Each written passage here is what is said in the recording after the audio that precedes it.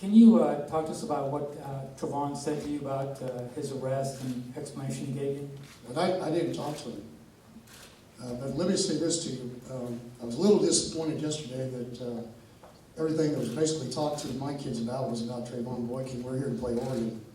So if we're going to make this press conference about him, then I think we're ruining San Antonio, we're ruining the bowl game, and they're saying everybody else that plays at TCU is not important.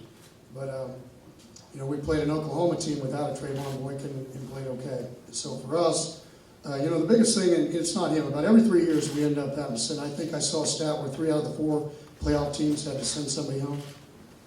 One of the things that I think that people don't give head coaches enough credit for is trying to raise men.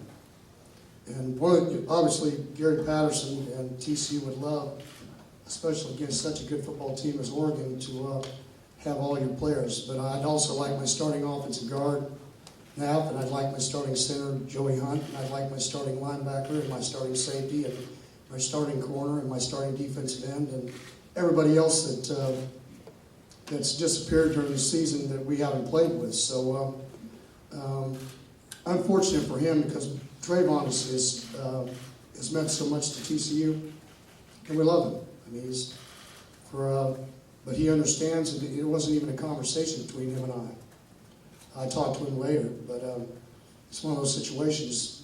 He was there at curfew, and then we find out. I get a call early in the morning that he wasn't at curfew. So, everybody makes decisions, and what I hope, and one of the way things we stand behind in our program is that you can help people, and young people especially, learn from it. Because here's the thing that I don't think very many people realize, because it wasn't just Trevone that had to go home, but nobody asked about the other guy.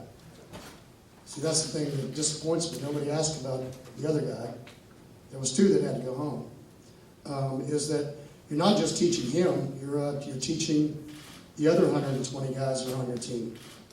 That they understand that all your actions have a reaction, and you have to learn from it. And so for us, if I allowed it, or let's just say that nothing happened, but he's bragging that he jumped curfew and went out and came back and played a great game, well, then I'm going to have the same problem next year if we're good enough to go back to a bowl game. And so for us, you have to take it. It's those decisions. Everybody wants to be the head coach. They like that look at what that last day of the month, that paycheck, until yesterday. And then I sit down at the barbecue last night, and nobody's sitting next to me except my wife. You go everywhere where it's like the hand grenade theory. You don't want to be that guy. You don't want to be that guy because if you sit next to him, you don't know something might blow up here. So it's you have to take it. My feelings went out for him and then for my team because. Obviously, he's the starter, so he's the veteran. We'll play another quarterback, and they'll do just fine. But just like anybody else, I'm a fan. I want to see Vernon versus Trevone. I mean, when you stand on the sideline, coaches are kind of like fans. You want to see all of it. You came here, you got to the end of the year. You want that last ball game to be everything you want, and hopefully it is. But that's a disappointing thing, that just for the kids and for him, that all of them, that they didn't get a chance to be a part of all of it. So this is one experience that he didn't finish it off. He's not going to be a part of it anyway. Hopefully that solves all that. We had a great practice yesterday. It's one of the things about happened to it is they played without him before, and so you have to go forward. I think the other thing that helps us is we watch the film, we understand the kind of football team that we're playing. You have a team that played for a national championship a year ago. A couple players are gone, but a lot of them are back. They've been in this kind of venue. They understand the bright lights. And the hard thing for me is just focusing in on, we've had to play, because of all the injuries we've had through the season, we've had to play 30 freshmen, 15 redshirt and 15 true. And so for me, really more of the focus is getting them to understand with everything going on around them. Because you can't, when you're at home or you're on the road, you have your hotel, there's not anybody around, and you can isolate them and really get them to hone in on what you're trying to get accomplished.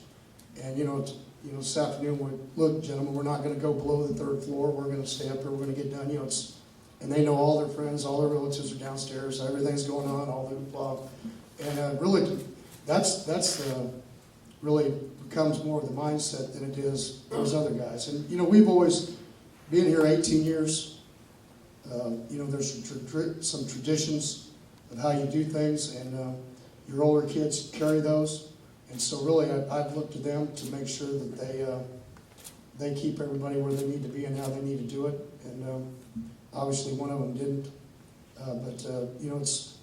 If you can't get ready for a ball game like this, then spring ball is probably, an off season is not going to be that much fun, to be honest with you. So they need to get ready to go. Gary, the police report said there was a group with Trevone a couple nights ago.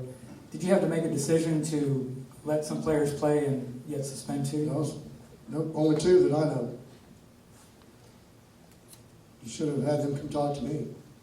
It was a group, because I didn't see a group. Well, I think Coach Patterson, handled it well. I think, like you said, we make a lot of very tough decisions. That's a very, in commending him, that's a very easy, difficult decision in terms of teaching people exactly, developing young men, and hopefully everybody learns from an unfortunate situation, and nobody wants that to happen. And it's an unfortunate reality of every single program in the country in developing people, and you have to make those decisions. Going forward, you go forward. It has nothing to do with us in a lot of ways, other than learning from it. Just as Coach said, we watched the Oklahoma film too of an outstanding team that they had beat multiple times, and those guys are very good football players, surrounded by great football players, and they have enough talent that a lot of people can play quarterback and make that thing go.